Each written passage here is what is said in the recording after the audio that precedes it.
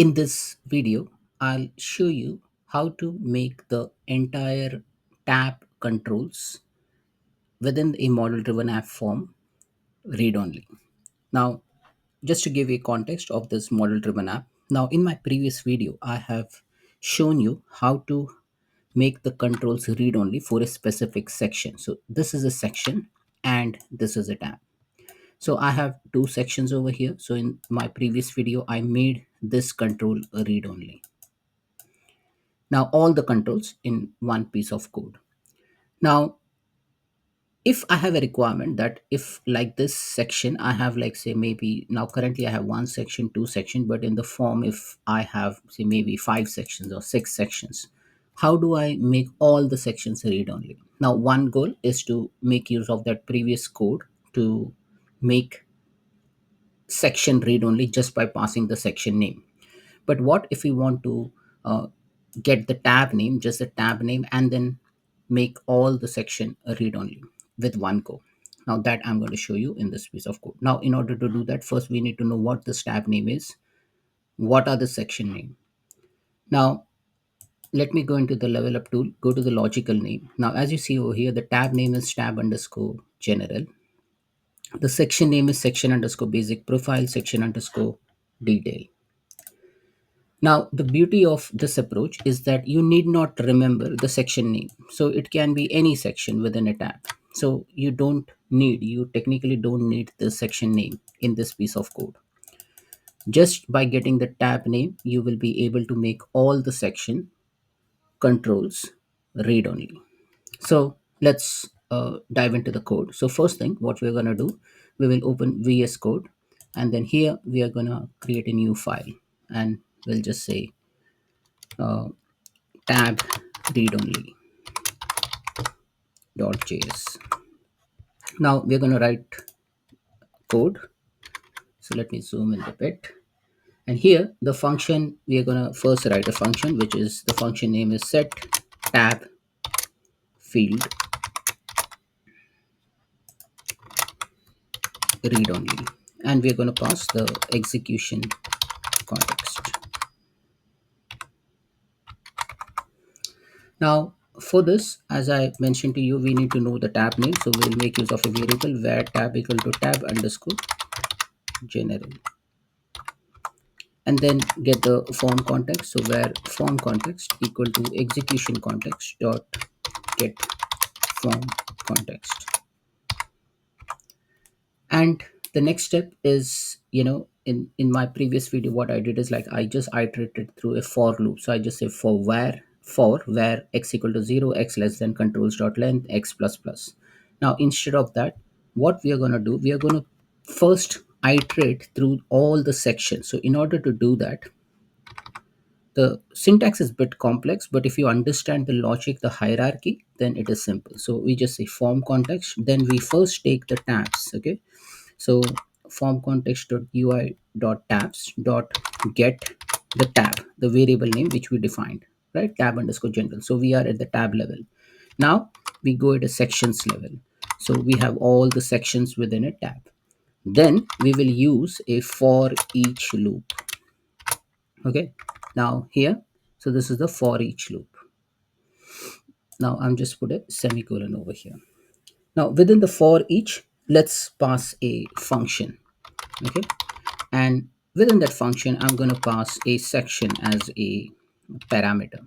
Okay, because now we need to operate within a section. So we have iterated through all the sections. Now this is first section which we are iterating through, and then we will put a curly braces.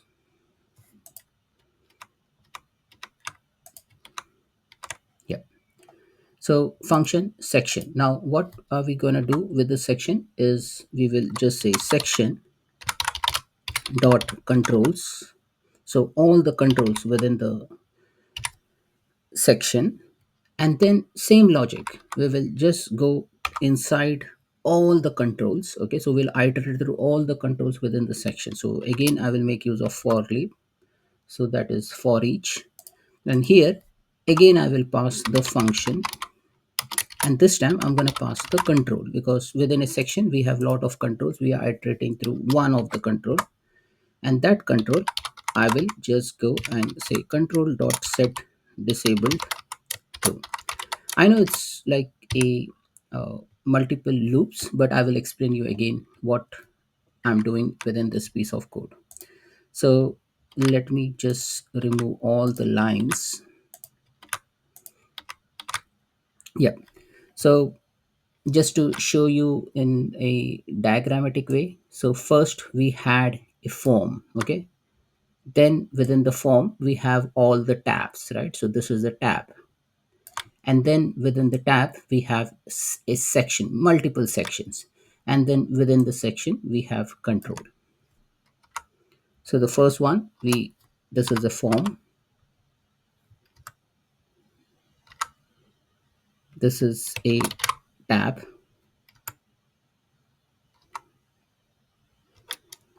This is a section, and this is a control. So same thing we are doing over here. So as you see, where form context is execution context at form context. So we are taking the reference of this form. Then we are iterating through all the tabs. So as you see over here, this is iterating through all the tabs. Then we have a section. So we are iterating through all the sections, as you see, sections dot for each. And then we are iterating through all the controls within a form. And then individual control, we are just marking it as disabled, right? So this is how you can disable all the controls within a specific tab in a model driven app. So let's see if it works. So let me save this piece of code. The code looks good. Let me copy the code, and we will go into the solutions area over here. So go into the web resource. We need to create a web resource. So more web resource, copy and paste the code. It's of type JavaScript, and this one is I'll call it as tab fields read only function. Okay, we can name anything. I'll just say tab fields read only function. Click on save, and this JS will get saved in the web resource. Now you open the form. So I've already opened the form. I've gone into the main form, which is the main information form. I'm gonna add a library. So let's search for tab fields read only function, which we have just created. Add it over here, and once it is added, on the form load, I want this to be triggering. If I go into the events, I go into the load, go to the event handler, and select that function, because you select that library, because if you have multiple libraries, make sure that you select the right one. And we need to write the function name. So the function name is set tab field read only. As we are passing an execution context as the first parameter, make sure that you tick this, click on done, save and publish.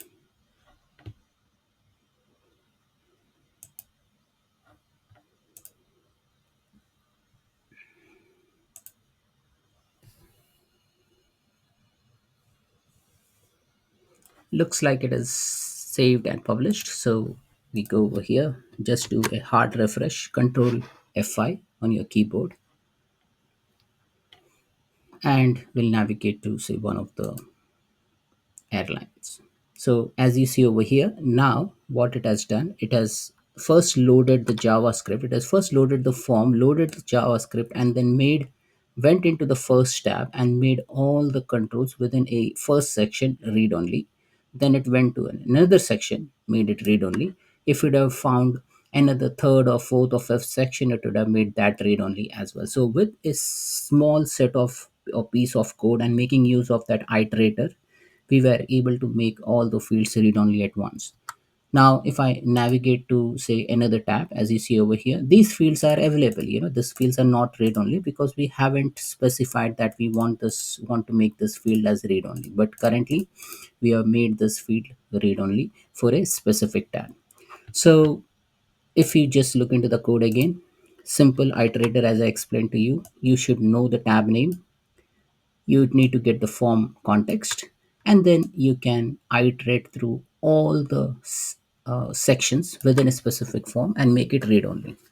Now, take for example, if you have a scenario whereby in a form, if you have a tab and if you have, say, 5 sections, and out of that, you only need to make 2 sections read only and not five, because with this piece of code, it will make all the section like the 5 section read only, right?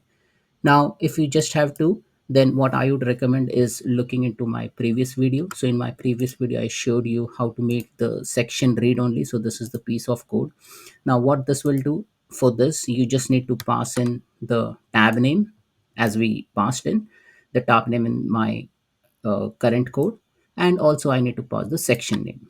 Now you can take that section name as a function parameter and then pass across, and you can call this function multiple times. So if you want to do this for section 1, you can do this. If you want to do for section 2, you can do that, right? So this is also another way through which, if you want to selectively disable a section within a tab, read only. So that's it, folks. This is how you basically make the tab field read only in a model driven app using JavaScript. Thanks for watching.